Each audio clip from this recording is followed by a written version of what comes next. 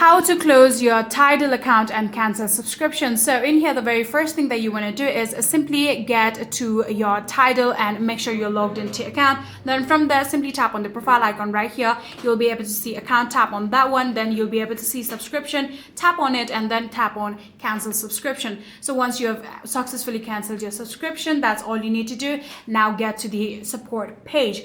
For that, again, tap on the profile icon right here, or you can tap on the gear-like icon right here in order to get settings. From here, keep on scrolling until you find help. Tap on it, then you'll be able to see contact us under help. Tap on contact us, and then you'll be able to contact them. Now, what are we going to do is simply submit an submit an account deletion ticket in order to remove your personal data, and that is exactly how you will be able to close your Tidal account and cancel subscription. So if you guys do have any further queries, please let me know in the comment section down below, and that will be it for this video.